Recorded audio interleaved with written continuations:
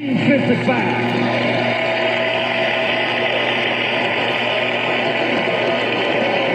I heard somebody say Jim Crow is who she fought, and Jim Crow. We're going to hold up for a second because.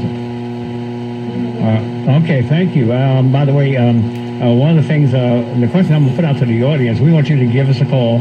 877-532-5797, 877-532-5797. And we are apologizing for the technical difficulties. We had a little snafu there, and you heard some old school stuff going on there, but we're back now. 877-532-5797. The question to you folks is, are you doing enough to educate our young people as to what's going on, from right from wrong? It seems like we're so busy trying to live our lives. We have these children out here, and we forget that they're there. And they still need guidance. They still need our help. And we want to find out what you do, ladies and gentlemen, to deal with that situation. You know, what's your advice? And there's some folks out there who may have been lost out there. Maybe some young people who are home from school already. Maybe you want to give us a call, 877-532-5797. We're talking to a sister who knows about this. She's been out there for a long time. As a matter of fact, her nickname was Squeaky back in the day. And she knows what's going on.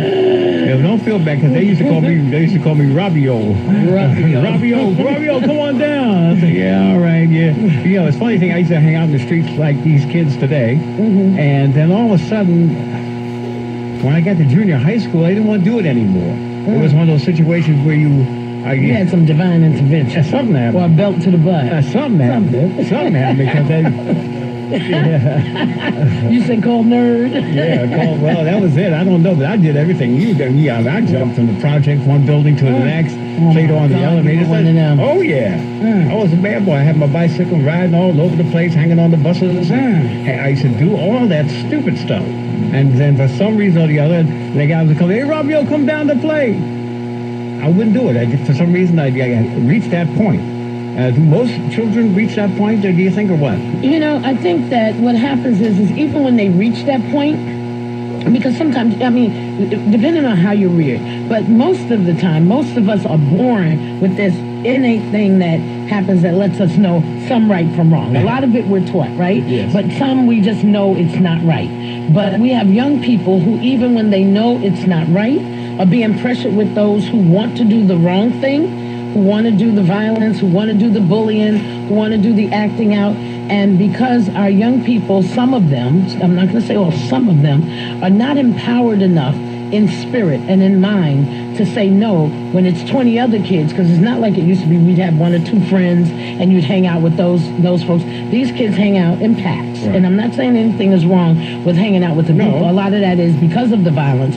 But the other thing, when they're in packs, it means that you have 20 kids influencing one kid as opposed to 2 other kids influencing one kid. So now your child has this heavy influence around him. It could either be positive or negative.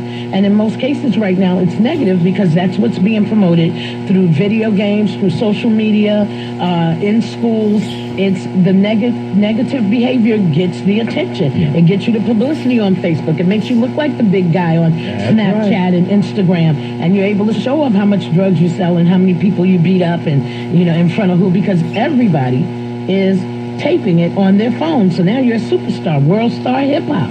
It's chronicling a lot of this violence, you know. And so that's what people aspire to, make my video go viral.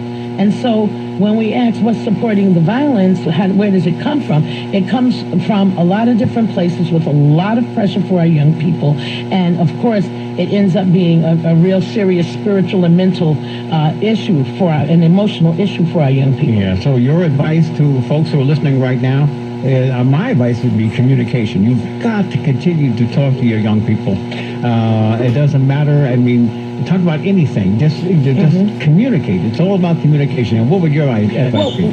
One is communication. But sometimes us as parents and grandparents, and I'm a grandparent, I have a 20-year-old grandson, and I have to always be careful, because I love to talk, to listen to him, right? Yes, to hear him, and sometimes even hear what he doesn't say, what happens in spirit. Like, where's the place where you heard him go, or a sigh?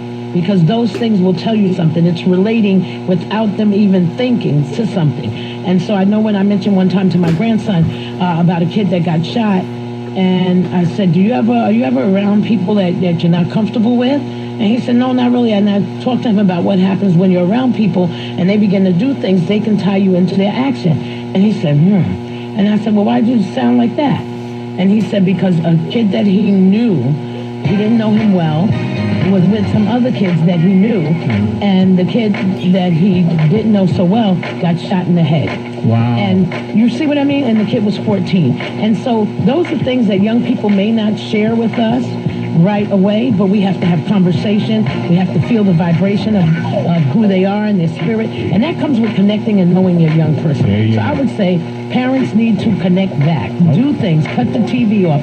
No screens, which means no cell phones, no computers. Have real conversations. There you go. Let them be the experts. Okay, we're going to take a break. Come right back. Keep it real. Reverend Al Sharpton. I'll play it again. Back after this.